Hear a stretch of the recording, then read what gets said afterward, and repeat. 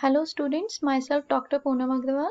I am associated with Edancal and here we are going to discuss some of the important topic from CSIR NET Life Sciences JRF. This is in continuation with the last session in which we discussed general principles of cell communication.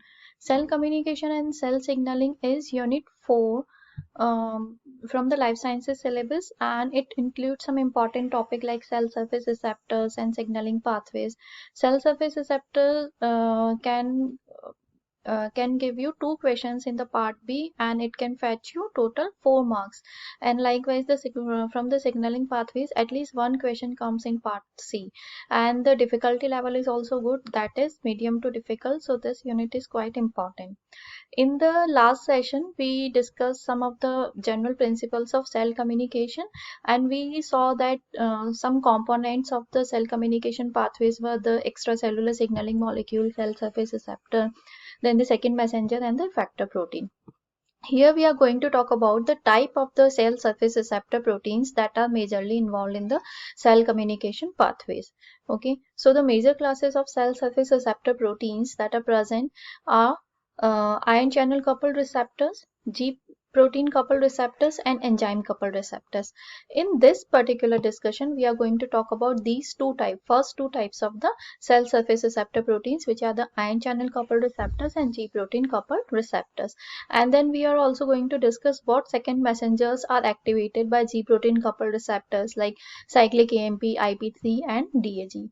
So we are going to start the discussion with the ion channel coupled receptors. Just to recall, cell surface receptor मैंने आपको ये diagram बताया था. इसमें ये जो extracellular signaling molecule है, it binds to its receptor. These receptor proteins are present on the plasma membrane of the target cell या फिर इंट्रासेलुलरली प्रेजेंट होते हैं. अगर सेल सरफेस रिसेप्टर है तो कितनी टाइप के होंगे, this we are going to discuss. Okay, and in general irrespective of their type, what is the function of these receptor protein? They serve as the signal transducer and they transform the extracellular signal binding into the intracellular signal to generate the desired response in the target cell. ये हमने last time discuss किया था कि जैसे ही extracellular signaling molecule binds to its receptor protein on the target cell, then a particular series of event is generated which finally change the activity of the effector protein to generate the desired response. ठीक है, ये this we are not going to discuss here क्योंकि ये already हम discuss कर चुके हैं. तो ये टाइप ऑफ रिसेप्टर प्रोटीन्स, इसमें जो फर्स्ट टाइप है that is ion channel coupled receptor या ट्रांसमीटर गेटेड आयन चैनल, जिसे क्या कहा जाता है, आयनोट्रोपिक रिसेप्टर्स भी कहा जाता है. All three names given to the same type of the receptors. Ion channel coupled receptor name ही सजेस्ट कर रहा है कि ये जो रिसेप्टर्स हैं they are associated with some type of the ion channels. Ion channels क्या होते हैं? These are the transmembrane protein which serve as the passage so that a particular ion can pass through the cell membrane और plasma membrane. ठीक है, तो ये जो receptors हैं they convert the extracellular chemical signal into the electrical signal eight chemical synapse. Okay, ये इस तरह से होता है. केमिकल सिनेप्स एक बताया, ये जो फर्स्ट डायग्राम है this is the chemical synapse. Resting stage में बताया है केमिकल सिनेप्स में दो सेल्स होती हैं. This is the first cell is called the presynaptic cell, और ये सेकंड सेल की सिर्फ एक पार्ट ऑफ प्लाज्मा मेम्ब्रेन ही बताया है, ये पोस्ट सिनेप्टिक सेल की प्लाज्मा मेम्ब्रेन बताई गई है. अब प्री सिनेप्टिक सेल का जो एक्सॉन टर्मिनल होता है उसमें न्यूरोट्रांसमीटर वेसिकल्स प्रेजेंट होती है. ये न्यूरोट्रांसमीटर्स यहाँ पे केमिकल सिग्नल की तरह वर्क करते हैं. As they are release from the axon terminal they bind to these receptors. ये रिसेप्टर्स कहाँ पे प्रेजेंट है? प्लाज्मा मेम्ब्रेन पे, जो पोस्ट सिनेप्टिक मेम्ब्रेन है उस पे प्रेजेंट है. And these receptors they are ion channel coupled receptors. ये आयन चैनल्स यहाँ पे बताइए कि क्लोज स्टेट में. ठीक है, अब जैसे ही ये रिसेप्टर इस पे बाइंड करेगा वैसे ही these ion channels will be open, and as soon as these ion channels are open then the respective ion, that is अगर ये कैल्शियम आयन चैनल्स है तो calcium ion will enter into the cell, या फिर potassium ion channel. तो accordingly जो ions हैं वो एंटर करेंगे या एग्जिट करेंगे सेल से, उसके अकॉर्डिंग मेम्ब्रेन पोटेंशियल चेंज होगा. और मेम्ब्रेन पोटेंशियल जैसे ही चेंज होगा, अगर डीपोलराइजेशन होता है तो एक्शन पोटेंशियल फायर किया जाएगा. सो this is how ion channel coupled receptor generate they actually carry the signal from presynaptic membrane to the postsynaptic membrane. ठीक है. So ion channel coupled receptors convert the extracellular chemical signal, यहाँ पे क्या है, neurotransmitter है, into the electrical signal at the chemical synapse. और कहाँ पे प्रेजेंट होते हैं, specialize region of postsynaptic membrane. ये मैंने आपको पिछले वाले डायग्राम में बताया है कि पोस्ट सिनेप्टिक मेम्ब्रेन पे प्रेजेंट होते हैं. Ion channel coupled receptors mostly close state में होते हैं. अगर न्यूरोट्रांसमीटर नहीं बाइंड होता है तो वो क्लोज स्टेट में ही रहेंगे. जैसे chemical signaling molecule means the neurotransmitter binds to this receptors, they will open. ठीक है. अब ओपन होने से क्या होता है, मेम्ब्रेन परमेबिलिटी चेंज हो जाएगी. मीन्स अगर कैल्शियम आयन चैनल ओपन हुई है तो membrane will become more permeable for the calcium ion, so calcium ion will enter into the cell.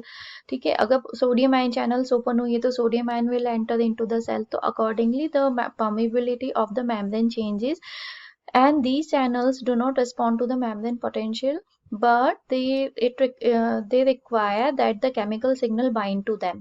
membrane potential से फर्क नहीं पड़ता है. voltage gated channels जो होती हैं they depend on the membrane potential. जैसे membrane potential change होता है वैसे वो open या close होती है, लेकिन यहाँ पे ligand binding important होती है. ठीक है. so these are the ion channel coupled receptors, chemical synapse पे present होते हैं ये post synaptic membrane पे. अब the transient changes in the permeability of the membrane produce the graded membrane potential. graded membrane potential मतलब जितने channel open हुए हैं उसके अकॉर्डिंग जितनी membrane पॉजिटिव या नेगेटिव हुई है तो डिफरेंट स्ट्रेंथ की मेम्ब्रेन पोटेंशियल प्रोड्यूस होंगे. अगर ये मेम्ब्रेन पोटेंशियल एनफ है डीपोलराइज करने पे तो फिर वो एक्शन पोटेंशियल फायर किया जाएगा. Mostly these receptors belong to the large family of homologous multipass transmembrane proteins. Okay. So this is all about the ion channel coupled receptors. कौन से सिग्नलिंग मॉलिक्यूल्स हैं जो कि आयन चैनल कपल्ड रिसेप्टर्स को use करते हैं? Mostly जो neurotransmitters हैं, एसिटाइल कोलिन हो गया या गाबा, जो gamma aminobutyric acid, they use the ion channel coupled receptors. Okay. Now the second major class of cell surface receptor is the G protein coupled receptor. G protein coupled receptor is the largest family of the cell surface receptor.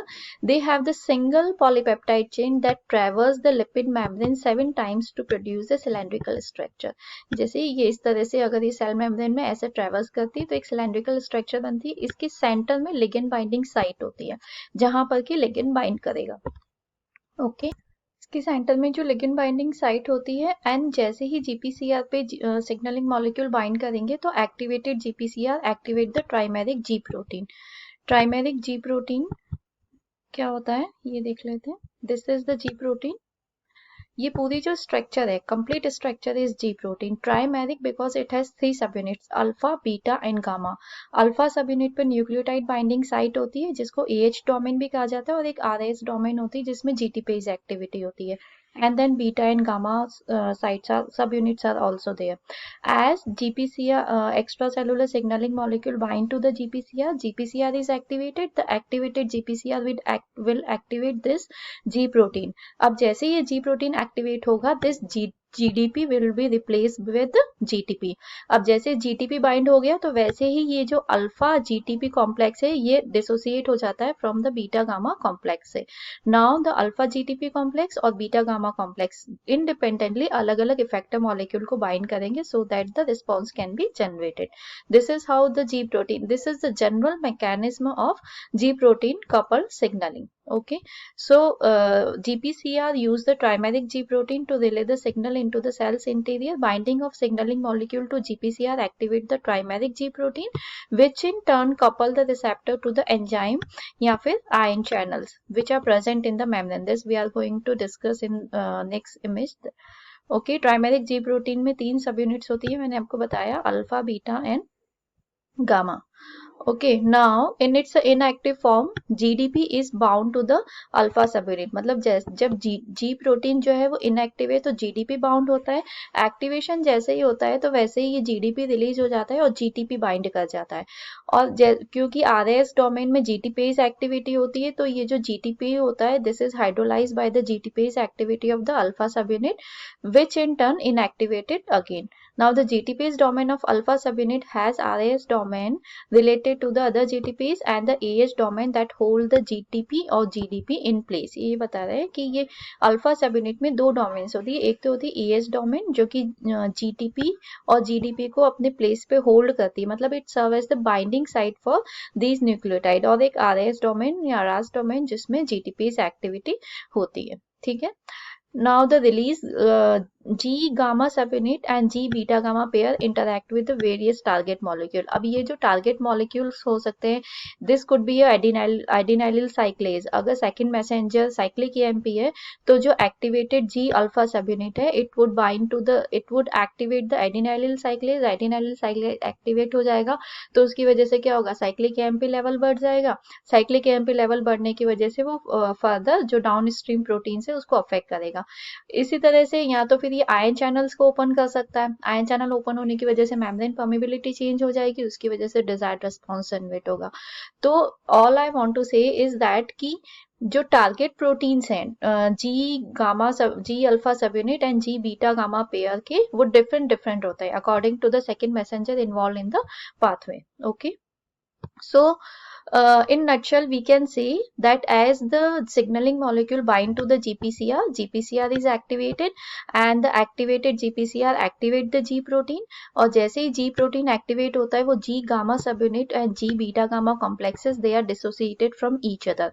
Now these two, that is G alpha subunit and G beta gamma subunit, they can activate the adenylyl cyclase so that the second messenger cyclic AMP is produced and this cyclic AMP will further activate the downstream protein. या फिर phospholipase C beta protein को ये activate कर सकता है. This is the enzyme which results in the formation of IP3 and DAG. तो ये IP3 और DAG जो है ये दो अलग सेकेंड मैसेंजर है. यहाँ पे साइक्लिक AMP नहीं प्रोड्यूस हो रहा है, यहाँ पे IP3 और DAG प्रोड्यूस हो रहा है जो कि रिस्पॉन्स जनरेट करेंगे. या फिर ये जो G alpha subunit and G beta gamma complexes है, they can affect the ion channel, means they can open the ion channel और they can close the ion channel. ये हम देखेंगे कि किस तरह से रोडोप्सिन में होता है. ठीक है. तो these are the different target proteins of the activated G protein. Okay. तो जब साइक्लिक AMP है अगर G प्रोटीन एक्टिवेटेड पाथवे में, तो पाथवे किस तरह से वर्क करता है. यहाँ पे cyclic AMP serve as the second messenger in some G protein mediated signalling pathway, not in all. Okay. It is synthesised by the enzyme, मतलब cyclic AMP synthesised by the enzyme adenylyl cyclase and it is destroyed by the enzyme cyclic AMP phosphodiesterase. Extracellular signaling molecule can increase or reduce the cyclic AMP level by activating the stimulatory G protein और inhibitory G protein. अगर ये जो cascade मैंने आपको बताया कि GPCR जो है, GPCR पे सिग्नलिंग मॉलिक्यूल बाइंड करेगा, ये सिग्नलिंग मॉलिक्यूल बताइए ये बाइंड कर रहा है. तो अब जो एक्टिवेटेड GPCR है अगर ये स्टिमुलेटरी G प्रोटीन को अफेक्ट करती है तो स्टिमुलेटरी G प्रोटीन की जो G अल्फा सबयूनिट है it would activate the adenylyl cyclase, और अगर G प्रोटीन इनहिबिटरी है तो वो एडिनाइलिल साइक्लेज को प्रिवेंट करेगा साइक्लिक AMP बनाने से. तो इसके अकॉर्डिंग जो होगा वो रिस्पॉन्स जो होगा वो डिफरेंट प्रोड्यूस होगा depending upon the fact that if the stimulatory G protein is activated और the inhibitory G protein is activated. Okay. Now the activation of inhibitory G protein inhibits the adenylyl cyclase and activation of stimulatory G protein activate the adenylyl cyclase so that the cyclic AMP level is increased. ये यहाँ पे बताया है inactive GPCR है. GPCR मतलब G protein से couple receptor. अब जब ये बाइंड नहीं है यहाँ पे सिग्नलिंग मॉलिक्यूल तो ये इनएक्टिव फॉर्म में, ये G प्रोटीन भी इनएक्टिव फॉर्म में क्योंकि यहाँ पे GDP प्रेजेंट है. जब एक्टिव फॉर्म में होता है तो GTP प्रेजेंट होगा. ओके. जैसे signalling molecule red colour structure bind हो रही है GPCR पे तो ये G प्रोटीन एक्टिवेट हो रहा है ना, ये GDP रिलीज हो जाता है और इसकी जगह क्या आ जाएगा, GTP आ जाएगा. GTP बाइंड हो गया. अब ये GTP जैसे ही बाइंड होगा तो ये अल्फा सबयूनिट एक्टिवेट हो जाती है और इसकी वजह से this is dissociated from the beta gamma complex. अब ये जो अल्फा सबयूनिट एक्टिवेट हुई है ये किसको अफेक्ट करती है, फॉस्फोलाइपेज A को. ठीक है. प्रोटीन काइनेज को. प्रोटीन काइनेज जो है वो फॉस्फोराइलेट करता है अदर प्रोटीन्स को, सो that the effect can be generated. The increase cyclic AMP level activate the cyclic AMP dependent protein kinase, which in turn phosphorylate the specific serine or threonine on the intracellular signaling protein and the effector protein to regulate their activity. The cyclic AMP bind to the regulatory subunit of PKA tetramer. ये PKA tetramer बताया है, ये इसमें bind करती है. जब तक regulatory subunit catalytic subunit से बाइंड है तो PKA that is protein kinase A is present in its inactive form. अब जैसे ही यहाँ पे साइक्लिक AMP बाइंड कर जाएगा तो रेगुलेटरी सबयूनिट डिसोसिएट हो जाती है कैटालाइटिक सबयूनिट से. कैटालाइटिक सबयूनिट अब एक्टिवेट हो गई तो ये फर्दर डाउनस्ट्रीम प्रोटीन को अफेक्ट करेगी. तो ये समरी बताइए cyclic AMP mediated G protein signaling pathway कैसे वर्क कर रहा है. Signaling molecule binds to GPCR. GPCR is activated. The activated GPCR activates the G protein. ठीक है, और जो G protein activate हुआ है तो वो activate करेगा adenylyl cyclase को अगर the pathway involves cyclic AMP. तो adenylyl cyclase would be activated so that the intracellular concentration of cyclic AMP is increased, and this cyclic AMP would activate PKA. Okay, that is protein kinase A. The catalytic subunit of PKA would dissociate from the regulatory subunit, and this catalytic subunit, it would phosphorylate the other protein. Like for example, it can phosphorylate the transcription factor so that the rate of the gene expression is changed. So this is how the cyclic AMP mediated G protein signaling pathway work. Okay, and these are some of the examples of the signaling molecule that use this particular pathway. मतलब यहाँ पे signaling molecule TSH है. Say for example, thyroid stimulating hormone है. Thyroid stimulating hormone GPCR पे bind हो रहा है और further pathway जो है वो same है. तो उससे thyroid gland would be stimulated to release and to secrete the thyroid hormone. ठीक है, इसी तरह से signaling molecule could be ACTH, so that cortisol is released from the adrenal cortex, or it could be LH, luteinizing hormone, so that the ovaries are stimulated to produce the progesterone. मतलब ये सब signaling molecules है, ये यहाँ पे work करेंगे, ये यहाँ पे GPCR पे bind करेंगे so that the further downstream pathway is activated. So these are some of the examples of the signaling pathways, signaling molecules that use cyclic AMP as second messenger, and they activate the G protein. Okay. अब पहले मैंने आपको बताया कि जो जी protein है, जो जी protein activate हो रहा है, या तो वो एडिनाइलिल साइक्लेज को एक्टिवेट करेगा ताकि साइक्लिक एएमपी बन सके, if cyclic AMP is the second messenger in the pathway. लेकिन जरूरी नहीं है कि हर जगह साइक्लिक एएमपी सेकंड मैसेंजर हो.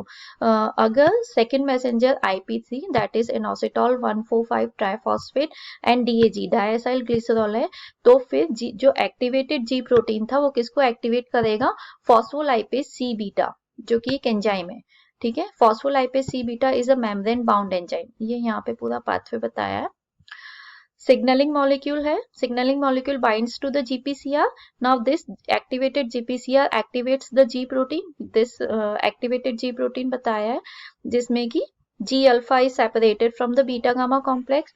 ठीक है, अब ये जो दोनों है, या ये वाला G protein को क्या कहते हैं, GQ. Q is written in the subscript.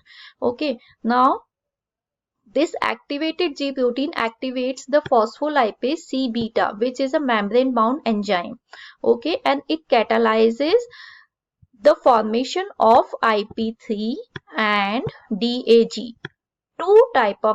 two different second messenger. कैसे बन रहा है ये P145 बिसफॉस्फेट जो है इसका सबस्ट्रेट है, ये जैसे ये डिसोसिएट होता है तो IP3 बनता है और DAG बनता है, और ये रिएक्शन कौन कैटालाइज कर रहा है, फॉस्फोलाइपेज सी बीटा.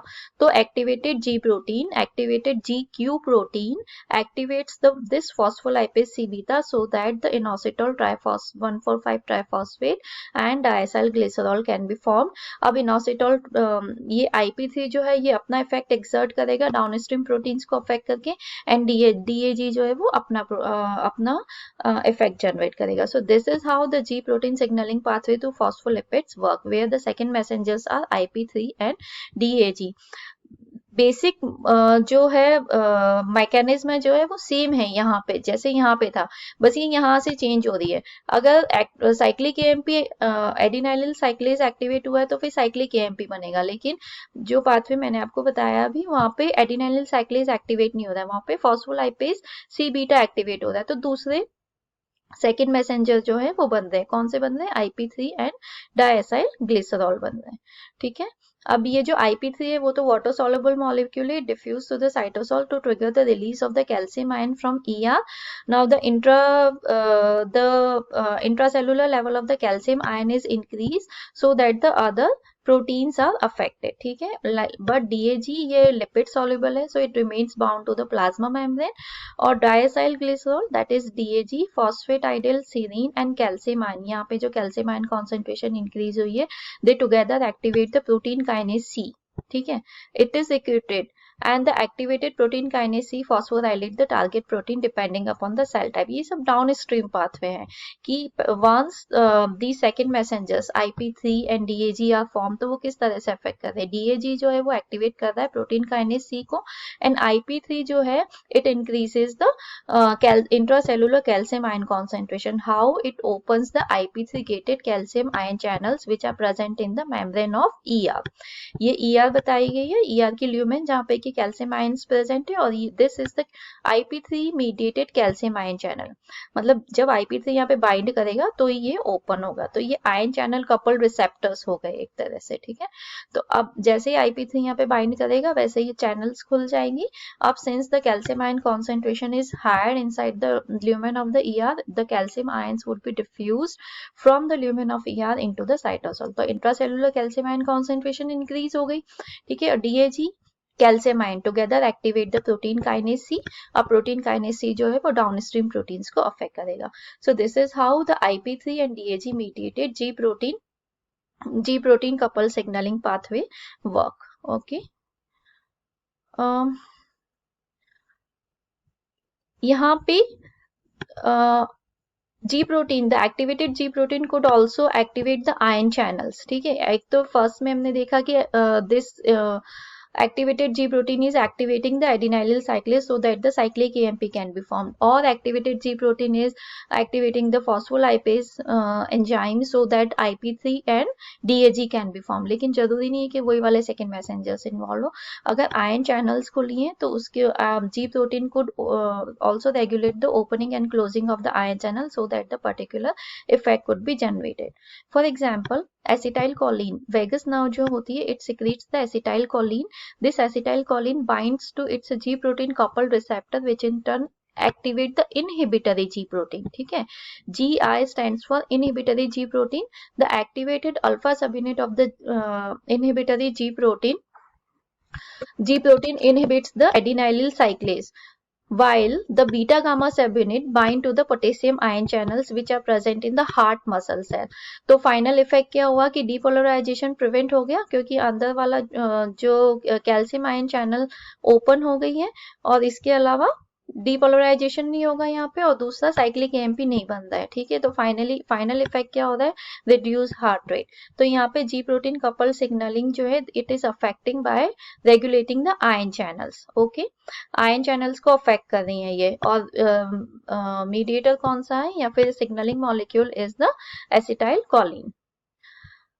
और olfactory receptors which are present in the lining of the nose, they are also G protein coupled receptor. As the odorant molecule bind to these GPCR, the GPCRs are activated, and the activated GPCR activate the olfactory specific G protein, GOLF जिसको denote किया जाता है, which in turn activate the adenylyl cyclase. तो जो olfactory receptors हैं, they are G protein coupled receptors, and they initiate the signaling pathway which include cyclic AMP as the second messenger. ठीक है, क्योंकि इस adenylyl cyclase को activate कर रहा है तो obviously the intracellular concentration of cyclic AMP would increase, and this cyclic AMP opens the cyclic AMP gated cation channel so that sodium ion enter into the cell. अब जैसे ही sodium ion enter करेगा वैसे depolarisation होगा, तो olfactory receptor neurons are depolarized and which then fire the action potential so that the nerve impulse is initiated, which then travel along its axon to the brain. So this is how the olfactory receptor work by the G protein coupled signaling pathway where cyclic AMP is the second messenger. एक और example है इसका rhodopsin molecule which are present in the rods. Rods are the one of the photoreceptors present in retina. Rhodopsin molecule are present in the outer segment of the disc of rods and they belong to the GPCR. जो rhodopsin molecule है they are G protein coupled receptor. अब जैसे ही light को absorb करते हैं वैसे ही rhodopsin molecule activate हो जाता है और ये rhodopsin molecule जो है यहाँ पे G protein कौन सा इंक्लूड है, G protein transducin. ठीक है, the activated alpha subunit of G protein transducin activate the cyclic GMP phosphodiesterase.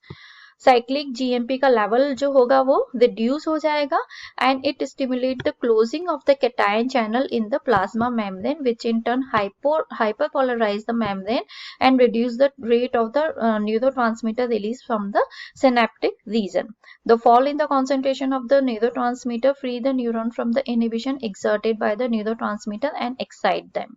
Okay तो यहाँ पे क्या हो रहा है, rhodopsin molecules are serving as the G protein coupled receptor and how they are activated by absorption of photon.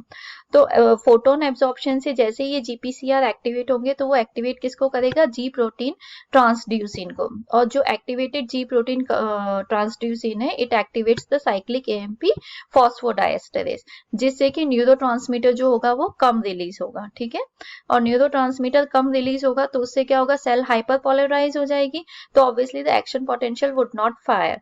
This is why the rod cells they are insensitive to the light, मतलब they are responsible for vision in the dim light. ठीक है, dim light में क्या होता है, जो inactive rhodopsin है वो प्रेजेंट होता है. ठीक है, यहाँ पे सेल्स आर पोलराइज. कैसे पोलराइज होंगी कि जो चैनल्स हैं rhodopsin kinase phosphorylate the cytosolic tail of the activated rhodopsin and it inhibit the rhodopsin to activate the transducin. तो फाइनली क्या होगा, यहाँ पे जो सेल्स होगी वो डीपोलराइज हो जाएगी. डीपोलराइज होने की वजह से action potential would be fired and information about the vision would be carried to the brain. ठीक है, so this is how rhodopsin work as the GPCR and it includes it regulate the ion channels, the cation channels, so that we can see in the dim light.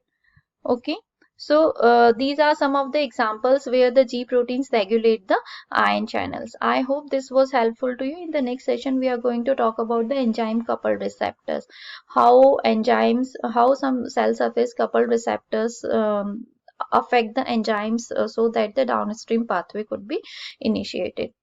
Now this is all about Eduncle. Eduncle provide you the best study material and it also provide you the online material as well as the hard copies are also provided. If you're stuck somewhere while during studies, you can get your doubt solved from the experts, and it gives you free access of the videos and the content that are related to studies. And then the previous year questions or previous year papers are also analyzed for the different exams. It covers IIT JEM, CSIR NET and NTA UGC NET. So this is quite helpful app. You can call at this number which is given and you can download the app directly from the Google Play. I really hope this session was helpful to you. Thank you.